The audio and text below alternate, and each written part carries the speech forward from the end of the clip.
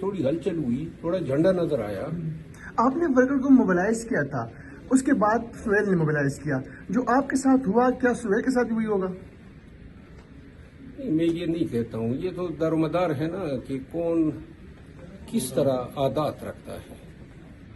سہیل افریدی صاحب جو ہیں سلجھے ہوئے ہیں، ہم ذرا رف اینڈ ٹف ہیں، تو لہذا ہم ناک پہ مکھی نہیں بیٹھنے دیتے ہیں. اور باقی پاکستان تحریک انصاف میں کامیابی کا جو واحد پیمانہ ہے وہ تلوے چاٹنے پر ہے. اگر کوئی تلوے چاٹ سکتا ہے تو وہ سب کچھ ہو سکتا ہے. 9 مئی کی جو پنجاب فرانسک رپورٹ ہے اس میں سہیل افریدی کا بھی نام آیا ہے، اور وہ یہ خدشہ ظاہر کیا جا رہا ہے کہ وہ نااہل ہو جائیں گے.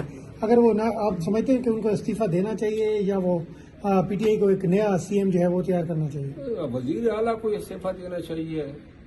جو کچھ نہ ہوتی ہوئی بھی وہ تو براجمان ہے. سوال تو ان سے بنتا ہے نا. دوسری بات یہ ہے کہ یہ پنجاب فورینسک لیب کے پاس سائبر کرائم کی فورینسک رپورٹ بنانے کا اختیار ہی نہیں ہے. پاکستان میں واحد لیبارٹری جو ہے وہ ایف آئی اے کی NR3C کی لیبارٹری ہے. دوسری بات یہ ہے کہ رپورٹ دیکھ کے پتہ چلے گا کہ یہ فورینسک میں جو تصاویر آئی ہے یہ کس مقام کی آئی ہے اور کس وقت کی آئی ہے، اور آیا جیو فینسنگ اس کو سپورٹ کر رہی ہے. یہ ساری چیزیں جب مثل پہ آئیں گی اور چالان کیسا بنے گی تو تب کوئی رائے دی جا سکتی ہے. خیبر پختونخوا کی جو صورتحال ہے وہ ابتر ہے، وہاں پر وہ ترقیاتی کام اس طرح سے نہیں ہو رہے. دوسری جانب سی ایم جو ہے دوسرے صوبوں کے دورے کر رہے ہیں، تو ان کو کیا دکھا رہے ہیں؟ دیکھیے یہ بات درست ہے، خیبر پختونخوا جو ہے دن بدن ابتری کی طرف گامزن ہے. گورننس جو ہے وہ کوئی ترجیح ہی نہیں ہے.